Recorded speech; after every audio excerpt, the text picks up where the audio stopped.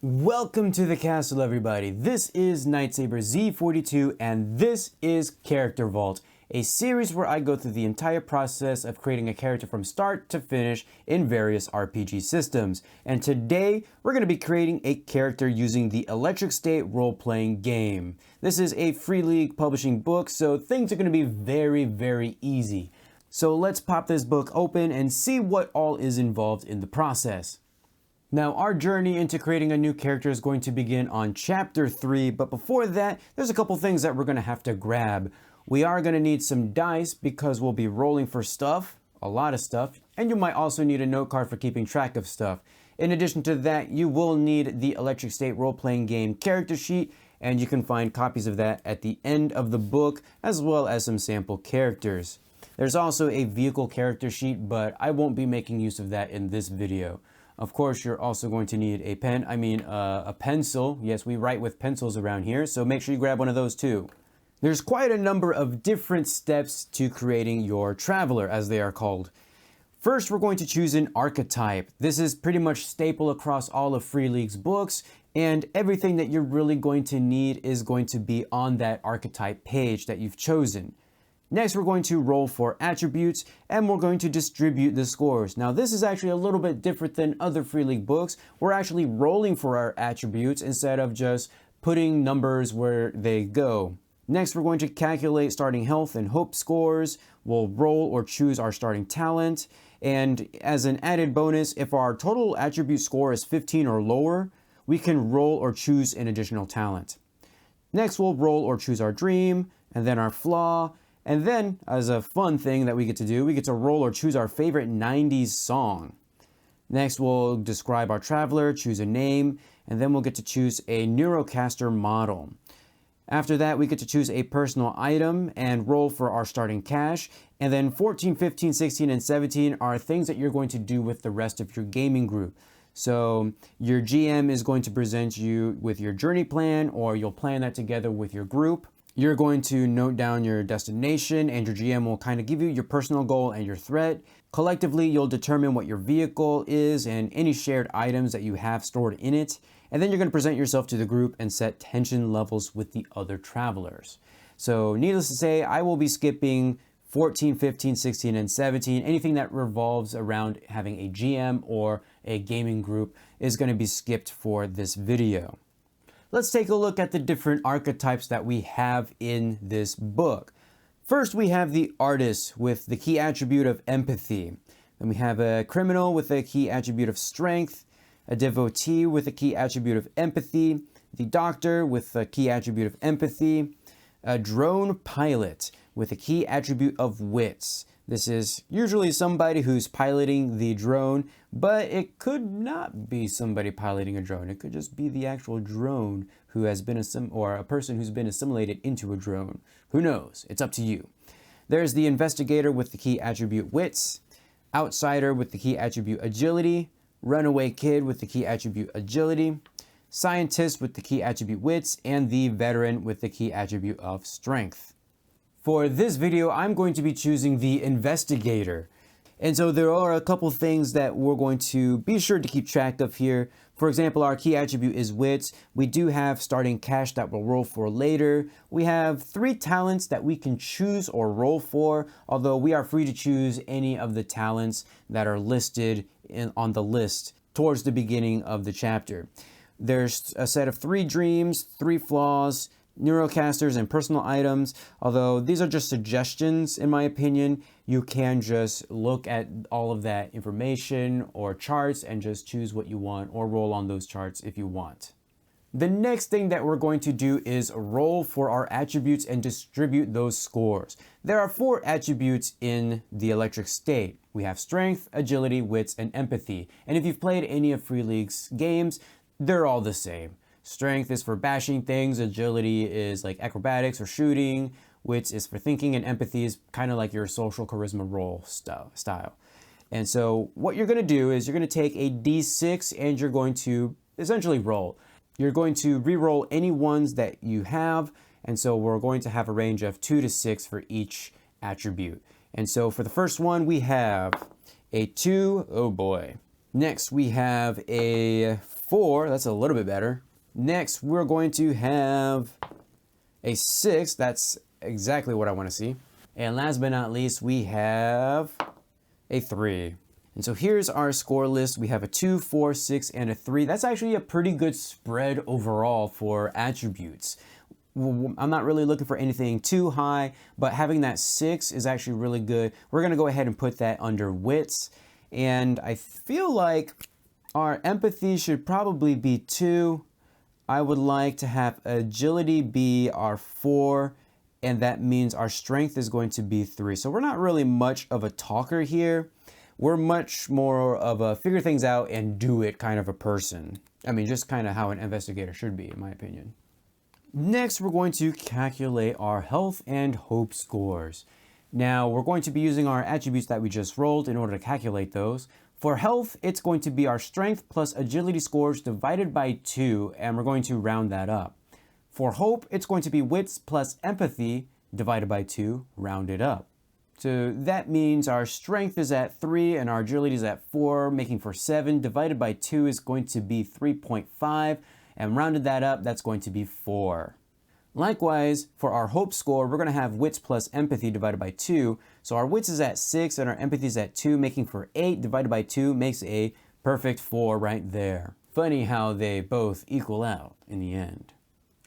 Next, we're going to choose a starting talent. Now, there's actually 3 suggested starting talents here on the investigator page. We have data miner, scout, and sleuth. On page 56 and 57, we'll see a list of all of the talents. Data miner says you get +2 dice when using a neurocaster to find information. Scout says you get +2 dice to wit rolls for spotting approaching threats. And sleuth says you get +2 dice to wit rolling when searching an area for clues. I'm actually going to choose scout because I think finding any threats that are in the area is going to be vital to our survival, especially if we're going in at alone. Now, there is an optional step here. So if our total attribute score is 15 or lower, we can roll or choose an additional talent. And it just so happens that we have exactly 15. So we actually get an extra talent. And I'm actually going to grab sleuth as our extra talent here. So now we have +2 dice to wits rolls when researching an area for clues. So that really kind of fleshes out our investigative nature for our investigator. Next, we're going to choose or roll for a dream. We all have motives, some motives towards something, others are motives to avoid something.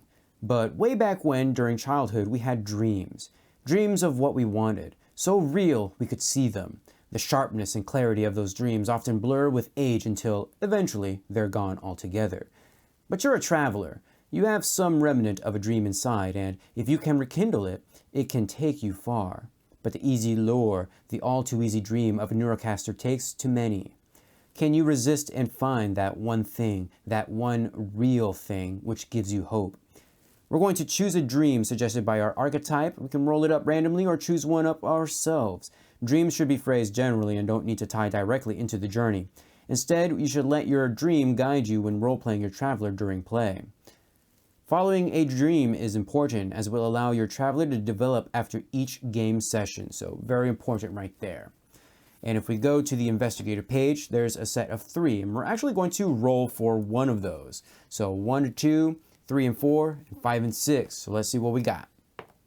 A 2. So we're going to find a stable place in this world.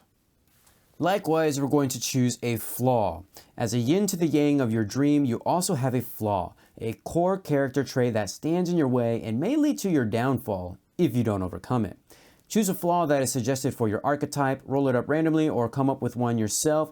Just like your dream, your flaw will help you roleplay your traveler. Doing so is important as it will allow your traveler to develop after each game session. At some point during the journey, you can overcome your flaw and realize your traveler's full potential. And so, again, we're going to have a set of 3 flaws that we can choose or roll for here, and that is exactly what I'm going to do. So I got my dice, let's roll one up. A 1, you see the worst in everyone. Next, we're going to choose our favorite 90s song. And there is quite a list of 90s songs that are probably most popular. I don't recognize some of them, but I do recognize all of the bands or singers here. So we have things like Soundgarden and Nirvana, one Radiohead song, which is a travesty right there, and it isn't even really the good one. Well, actually, it is an alright one. Karma Police is alright there. Green Day, Aqua, which is really funny, but hey, that was actually influential way back in the day. Blur, you gotta have Blur, and some Pearl Jam as well. And Spice Girls is also there, which, yeah, I suppose so. They were about the most influential girl band way back in the day. But regardless, I am not going to be rolling for a song here. I've already chosen my song. It is a Radiohead song, and it is Paranoid Android. Next, we're going to choose our Neurocaster model and our personal gear. So your traveler starts the game with a Neurocaster and one other personal item, both chosen freely or randomly selected from a list determined by your archetype. Gear gives you a bonus to dice rolls, and Neurocasters are needed to enter Neuroscapes, which is kind of like Cyberpunk's version of hacking.